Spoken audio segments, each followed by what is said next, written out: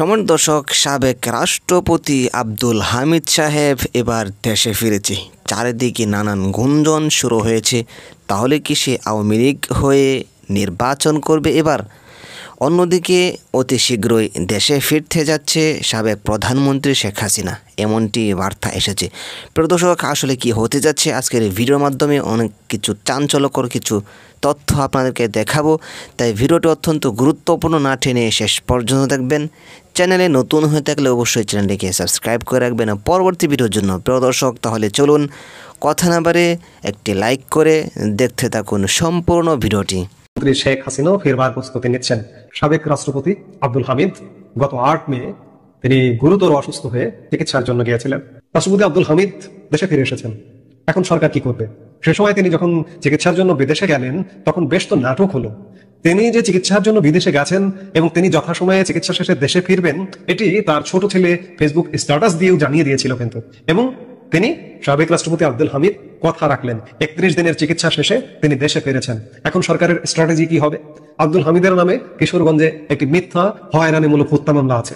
এই মামলার কারণেই তার বিদেশ যাওয়া নিয়ে সেই সময় প্রশ্ন উঠেছিল। আব্দুল হামিদ, যেটি জানা যাচ্ছে যে তিনি গ্রেপ্তার হবারও প্রস্তুতি নিয়ে এসেছেন।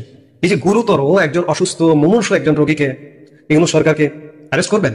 দেখি, করুন, কেমন পারেন। আপনারা যত নাটক করবেন, যত জল ঘোলা করবেন, তত আপনাদের বিপদ সামনে আরো বেশি করে আসবে।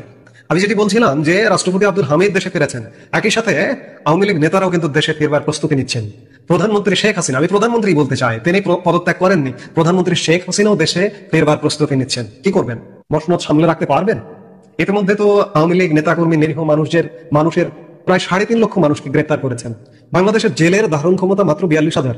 সেখানে হয়তো গাদাগাদি করে সর্বোচ্চ 1 লাখ রাখা যায়, কিন্তু আপনার এই 3.5 লক্ষ মানুষকে, পুরো বাংলাদেশকে একটা জেলখানা, পুরো বাংলাদেশকে অবরুদ্ধ করে এই 3.5 লক্ষ মানুষকে কোথায় রেখেছেন? আমরা একটু দেখতে চাই যে সাবেক রাষ্ট্রপতি আব্দুল হামিদকে আপনারা অ্যারেস্ট করেছেন। আওয়ামী লীগ নেতারা একে একে দেশে ফিরছেন, ফেরবার প্রস্তুতি নিচ্ছেন, তাদেরকে অ্যারেস্ট করবেন। প্রধানমন্ত্রী শেখ হাসিনাকে অ্যারেস্ট করবেন। সেই প্রস্তুতি আছে? সেই গ্রেপ্তারটা করতে পারবেন? গ্রেপ্তার করে কি মসনদটা ধরে রাখতে পারবেন? আপনারা যে স্বপ্ন দেখছেন, ডক্টর মোহাম্মদ ইউনূস স্বপ্ন দেখছেন, যার কারণে আমরা বিভিন্ন জায়গায় এত ব্যর্থতার ফলেও শুনতে পাই ভাড়া করা লোক দিয়ে যে 5 বছর 5 বছর 5 বছর।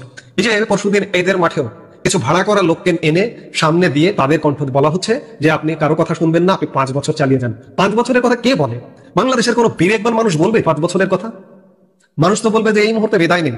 মানুষ বলছে এই মুহূর্তে বিদায় নিন, কান পেতে শুনুন, শুনতে পাবেন। কিন্তু আপনাদের এখন কান নেই, আপনাদের চোখ নেই। ডক্টর মোহাম্মদ ইউনূস এবং ইউনূসের সরকারে যারা আছেন তাদেরও কান নেই, তাদেরও চোখ নেই।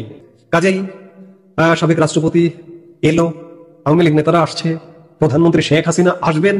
আপনাদের স্ট্র্যাটেজিটা কি হবে? আপনারা প্রস্তুতি নিন। আপনাদের কি এই প্রস্তুতি আছে যে এতগুলো নেতাকর্মীকে 3.5 লক্ষ গ্রেপ্তার করেছেন, আরো নেতাকর্মীকে গ্রেপ্তার করবার মতো অবস্থা আছে? সাবেক রাষ্ট্রপতি আব্দুল হামিদকে কি অ্যারেস্ট করতে পারবেন? প্রধানমন্ত্রী শেখ হাসিনা দেশে ফিরছেন, তাকে কি অ্যারেস্ট করতে পারবেন? এই অবস্থায় ভাববার তেমন কোনো কারণ নেই যে ডক্টর ইউনূস টিউলিপ সিদ্দিকের লেখা এই চিঠিতে সাড়া দিয়ে তাকে সাক্ষাৎ দেবেন এই যুক্তরাজ্য সফরের সময়। তবে টিউলিপ সিদ্দিক যেহেতু কোনো সাড়া পাচ্ছেন না দুর্নীতি দমন কমিশনের সঙ্গে যোগাযোগ করে, কিংবা তার আইনজীবীরা পাচ্ছেন না, কাজেই সেদিক থেকে এই চিঠিটিকে প্রকাশ্য করে দিয়ে তিনিও একটা বড় ধরনের প্রশ্নের জন্ম দিলেন এই তদন্তের স্বচ্ছতা নিয়ে। টিউলিপ সিদ্দিক সরাসরি তো বলছেনই এটা ফ্যান্টাসি ইনভেস্টিগেশন, একটা কাল্পনিক তদন্ত। অন্যদিকে ডক্টর মোহাম্মদ ইউনূসকে লেখা চিঠিতে টিউলিপ সিদ্দিক একথাও বলেছেন যে এই অভিযোগ সম্পূর্ণত রাজনৈতিক উদ্দেশ্য প্রণোদিত, তার খালার বিরুদ্ধে। প্রিয় দর্শক, আশা করি সম্পূর্ণ ভিডিও দেখলেন। ভিডিওতে যে বিষয়গুলো শুনলেন, এই বিষয়ের উপর আপনার কি মতামত থাকলে অবশ্যই আপনাদের মূল্যবান মতামতগুলো কমেন্টে জানিয়ে দেবেন। ভিডিওটি ভালো হলে অবশ্যই লাইক, কমেন্ট এবং চ্যানেলটিকে সাবস্ক্রাইব করতে ভুলবেন না। এমনকি ভিডিওটি শেয়ার করে সকলকে দেখার সুযোগ করে দেবেন। তো আজকের মতো এখানে শেষ করছি, আবার দেখা হচ্ছে পরবর্তী ভিডিওতে। সেই পর্যন্ত সকলে ভালো থাকুন, সুস্থ থাকুন। আসসালামু আলাইকুম।